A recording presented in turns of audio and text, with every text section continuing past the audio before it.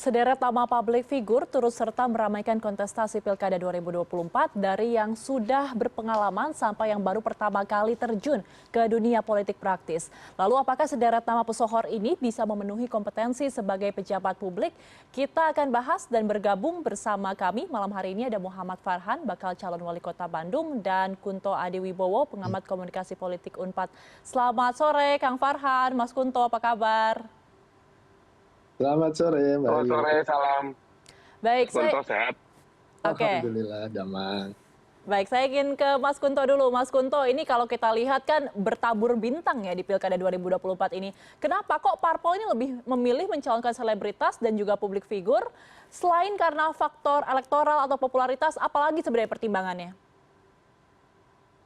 Ya, tentu yang terutama dan utama, yang pertama adalah faktor popularitas itu, gitu. Tapi kan di lain sisi itu ada juga faktor-faktor yang menurut saya pemahaman selebriti atau bintang-bintang tersebut terhadap daerahnya sendiri, gitu kan. Ada kayak Kang Far ini kan memang asli Bandung dan pasti sudah paham tentang problematika yang ada di Bandung, gitu kan, dan pasti gemes juga dengan situasi yang ada di Bandung.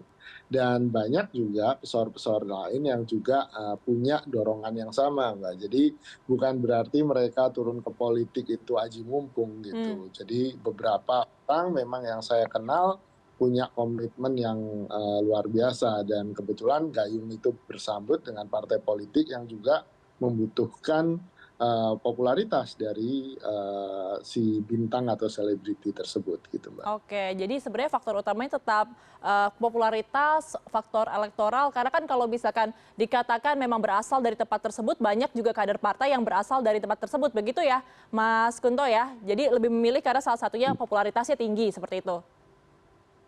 Ya, ada juga faktor lainnya tentu saja, Mbak, karena selebritas itu kan, selebriti itu kan biasanya juga biasa berhubungan dengan publik, dengan Oke. warga, gitu kan.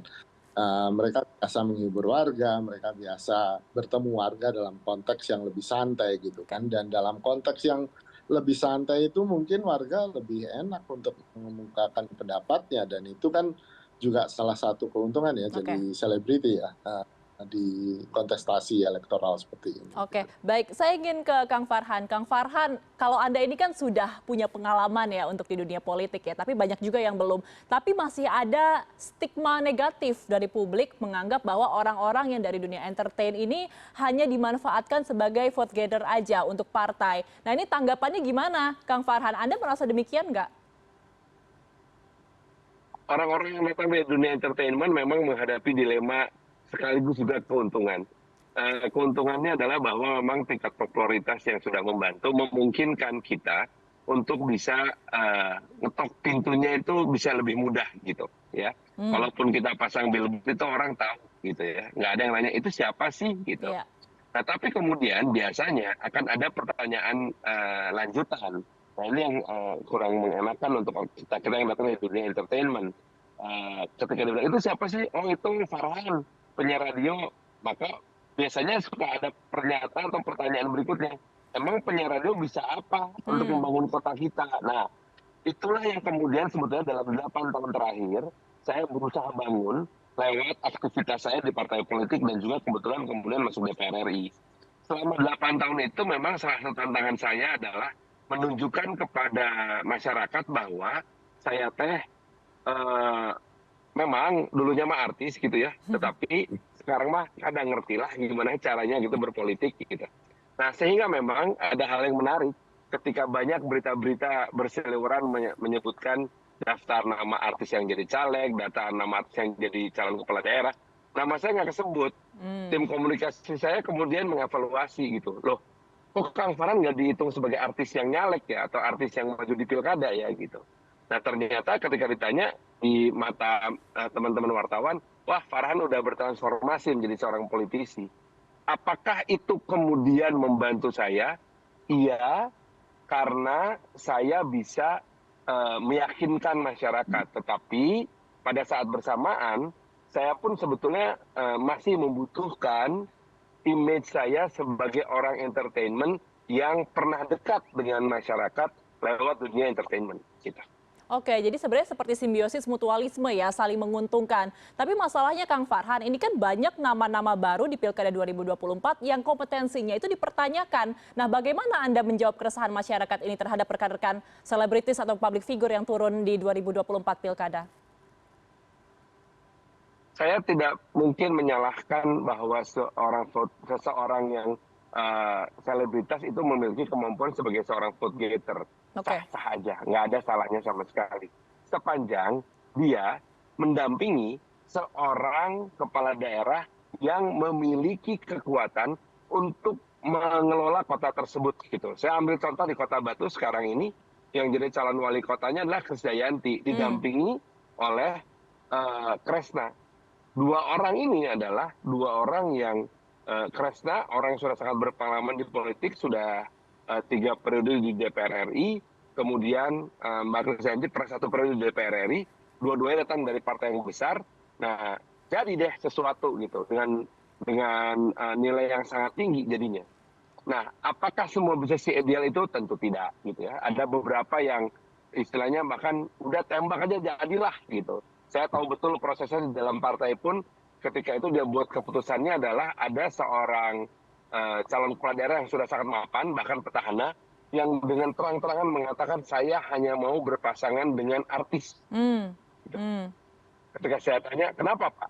Karena hanya artis yang akan membantu saya mendapatkan suara sebagai vote getter gitu. Jadi bahwa artis kemudian dimanfaatkan sebagai bagian dari strategi untuk mendapatkan suara, ya wajar-wajar aja. Oke. Cuman akan ada PR tambahan nanti, bahwa apabila mereka menang, maka pendampingnya itu harus bisa memberikan porsi dan tanggung jawab yang sesuai kepada si artis tersebut gitu. Jangan cuman sekedar jadi pajangan gitu. Karena ada juga satu orang sahabat saya di tahun 2020 ikut pilkada, berhasil mendampingi sang kepala daerah, dapat suara bagus tanpa diduga-duga menjadi pemenang. Namun ketika mulai menjalankan pemerintahan, dia tidak mendapatkan porsi kerja yang dia harapkan. Nah, akhirnya jadi konflik dan di tahun sekarang mereka malah pecah kongsi. Gitu deh kira-kira. Oke, baik. Saya coba ingin ke Mas Kunto. Mas Kunto, ini membicarakan soal pesohor ya, public figure. Ada sederet nama pesohor yang baru terjun ke dunia politik di Pilkada 2024. Sebutlah ada Ronald Surapraja, JJ Govinda, kemudian ada Gilang Dirga.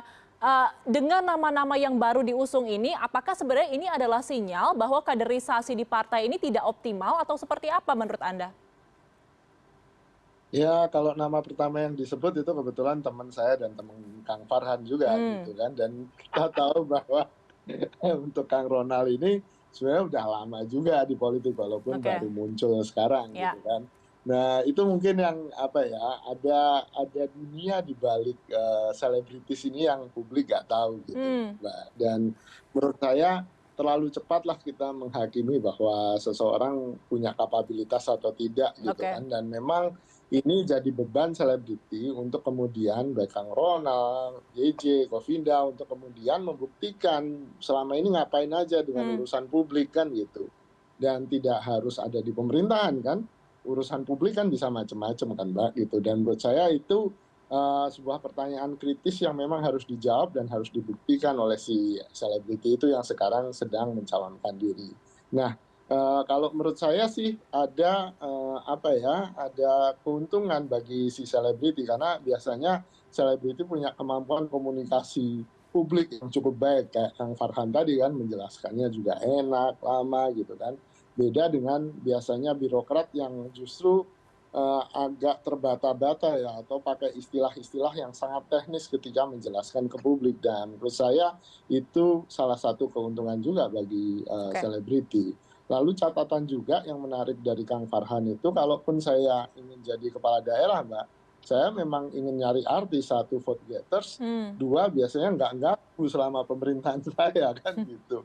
Paling apes-apesnya pecah kongsi setelah 5 tahun. Tapi kalau itu dibina dengan baik, tampaknya seperti misalnya di Jawa Barat kan sejak pemilihan kepala daerah langsung itu kan ada Dede Yusuf, ada Deddy Miswar yang kemudian selebriti itu juga punya kemampuan kan ternyata ketika memerintah gitu kan. Oke, kita akan melihat bagaimana nama-nama besar pesohor ini akan bertanding di Pilkada 2024 dan apakah jika terpilih akan memenuhi atau menepis stigma negatif dari masyarakat. Terima kasih telah bergabung bersama kami sore hari ini. Ada Muhammad Farhan, bakal calon wali kota Bandung, dan juga Kunto Adi Wibowo, pengamat komunikasi politik Unpad. Selamat sore Bapak-Bapak semua, sehat selalu.